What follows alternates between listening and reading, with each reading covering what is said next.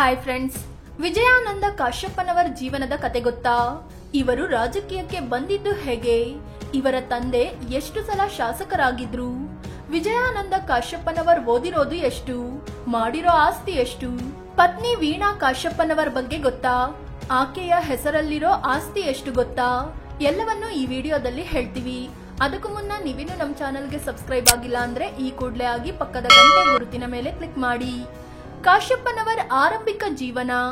ವಿಜಯಾನಂದ್ ಶಿವಶಂಕರಪ್ಪ ಕಾಶ್ಯಪ್ಪನವರ್ ಇವರು 1972 ಜುಲೈ 1 ಹುನಗುಂದದಲ್ಲಿ ಜನಿಸಿದ್ರು. ಇವರ ತಂದೆ ಶಿವಶಂಕರಪ್ಪ ಕಾಶ್ಯಪ್ಪನವರ್, ತಾಯಿ ಗೌರಮ್ಮ ಕಾಶ್ಯಪ್ಪನವರ್. ತಂದೆ ಕಾಂಗ್ರೆಸ್ನಲ್ಲಿ ಗುರುತಿಸಿಕೊಂಡು ರಾಜಕೀಯದಲ್ಲಿ ಆಕ್ಟಿವ್ ಆಗಿದ್ರು. ಹುನಗುಂದ ಕ್ಷೇತ್ರದಿಂದ 1989 ಸತತವಾಗಿ 3 ಸಲ ವಿನ್ ಆಗಿ ಶಾಸಕರಾಗಿದ್ರು. ಎಸ್.ಎಂ. ಕೃಷ್ಣ ಸರ್ಕಾರದಲ್ಲಿ ಸಚಿವರಾಗಿಯೂ ಕೆಲಸ ಮಾಡಿದ್ರು. ಇಂಥ ಕುಟುಂಬದಲ್ಲಿ ಜನಿಸಿದ ವಿಜಯಾನಂದ ಕಾಶ್ಯಪ್ಪನವರ್ ಆರಂಭಿಕ ಜೀವನ ಚೆನ್ನಾಗಿಯೇ ಇತ್ತು. 1992 ಎಸ್.ಜೆ. ಸ್ವತಂತ್ರ ಪದವಿ ಪೂರ್ವ ಕಾಲೇಜಿನಲ್ಲಿ PUC ಪಾಸ್ ಮಾಡಿದ್ರು. ಇದಾದ್ಮೇಲೆ ಶಿಕ್ಷಣವನ್ನು ಅಲ್ಲಿಗೆ ಸ್ಟಾಪ್ ಮಾಡಿದ್ರು. ಲಿಂಗಾಯತ ಸಮುದಾಯದ ಪಂಚಮಸಾಲಿ ಪಂಗಡಕ್ಕೆ ಸೇರಿದ ಕುಟುಂಬ ಇವರದ್ದಾಗಿತ್ತು. ತಂದೆ ಅಗಲಿಕೆ ಬಳಿಕ ರಾಜಕೀಯಕ್ಕೆ ಎಂಟ್ರಿ. ತಂದೆ ಶಿವಶಂಕರಪ್ಪ ಕಾಶ್ಯಪ್ಪನವರ್ 2003 ಕಾರು ಅಪಘಾತದಲ್ಲಿ ವಿಧಿವಶರಾದ್ರು. ಅವರ ಅಕಾಲಿಕ ಮರಣದಿಂದ ತೆರವಾದ ಹುನಗುಂದ ಕ್ಷೇತ್ರಕ್ಕೆ ಉಪಚುನಾವಣೆ ಅನೌನ್ಸ್ ಆಯಿತು. ಆಗ ವಿಜಯಾನಂದ ಕಾಶ್ಯಪ್ಪನವರ ತಾಯಿ ಗೌರಮ್ಮ ಎಲೆಕ್ಷನ್ಗೆ ನಿಂತರು. ಈ ಮೂಲಕ ವಿಜಯಾನಂದ ಕಾಶ್ಯಪ್ಪನವರ್ ಕೂಡ ರಾಜಕೀಯಕ್ಕೆ ಎಂಟ್ರಿ ಕೊಟ್ರು.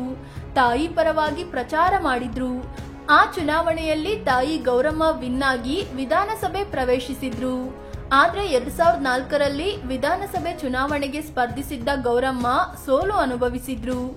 2008 ಅಖಾಡಕ್ಕೆ ಇಳಿದ ವಿಜಯಾನಂದ. 2004 ತಾಯಿ ಸೋಲು ಅನುಭವಿಸಿದ್ರಿಂದ 2008 ವಿಧಾನಸಭೆ ಚುನಾವಣೆ ಬಂದಾಗ ವಿಜಯಾನಂದ ಕಾಶ್ಯಪ್ಪನವರ್ ಹುನಗುಂದದಿಂದ ಸ್ಪರ್ಧಿಸಿದ್ರು. ಆದ್ರೆ ಬಿಜೆಪಿಯ ದೊಡ್ಡನಗೌಡ ಪಾಟೀಲ್ ವಿರುದ್ಧ ಸೋಲು ಅನುಭವಿಸಿದ್ರು. ಆದ್ರೂ ಕ್ಷೇತ್ರದ ಜೊತೆಗಿನ ಒಡನಾಟ ಬಿಡ್ಲಿಲ್ಲ ವಿಜಯಾನಂದ. ಹೀಗೆ ಮುಂದುವರಿದು 2013 ಚುನಾವಣೆ ಬಂತು. ಆಗ ಮತ್ತೆ ಕಾಂಗ್ರೆಸ್ನಿಂದ ವಿಜಯಾನಂದ ಕಾಶ್ಯಪ್ಪನವರ್ ಎಲೆಕ್ಷನ್ಗೆ ಸ್ಪರ್ಧಿಸಿದ್ರು. ಆದ್ರೆ ಈ ಚುನಾವಣೆಯಲ್ಲಿ ಭರ್ಜರಿಯಾಗಿ ಗೆದ್ದ ವಿಜಯಾನಂದ ಕಾಶ್ಯಪ್ಪನವರ್ ವಿಧಾನಸಭೆಗೆ ಎಂಟ್ರಿ ಕೊಟ್ರು. ಮೊದಲ ಬಾರಿಗೆ ಶಾಸಕರಾದ್ರು.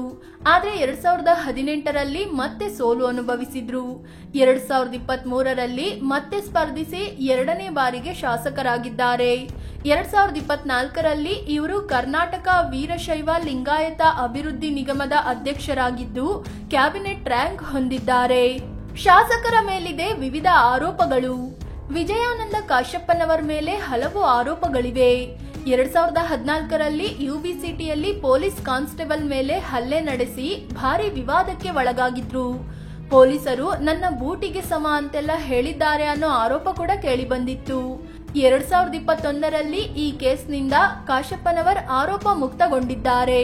ಜೊತೆಗೆ ಕ್ರಿಮಿನಲ್ ಬೆದರಿಕೆಗೆ ಸಂಬಂಧಿಸಿದ 2 ಆರೋಪಗಳು, ಆಸ್ತಿ ಸುಲಿಗೆ ಆರೋಪ, ಅಪಾಯಕಾರಿ ಶಸ್ತ್ರಾಸ್ತ್ರಗಳು ಅಥವಾ ಆಯುಧಗಳಿಂದ ದಾಳಿಗೆ ಸಂಬಂಧಿಸಿದ ಆರೋಪಗಳು ಕೂಡ ಇವರ ಮೇಲಿವೆ.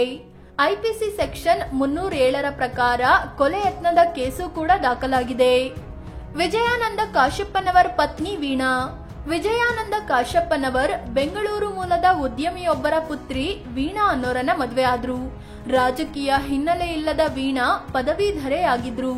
ಮಾವ ಶಿವಶಂಕರಪ್ಪ ಕಾಶ್ಯಪ್ಪನವರ ಅಂತ್ಯದ ಬಳಿಕ ಅತ್ತೆ ಗೌರಮ್ಮ ಮತ್ತು ಪತಿ ವಿಜಯಾನಂದ ರಾಜಕೀಯಕ್ಕೆ ಬಂದ್ರು. ಆಗ ವೀಣಾ ಕೂಡ ಅನಿವಾರ್ಯವಾಗಿ ರಾಜಕೀಯಕ್ಕೆ ಬರಬೇಕಾಯ್ತು. ಮೊದಲು ಅತ್ತೆ ಪರವಾಗಿ, ನಂತರದಲ್ಲಿ ಪತಿಯ ಪರವಾಗಿ ಕೆಲಸ ಮಾಡೋಕೆ ಶುರು ಮಾಡಿದ್ರು.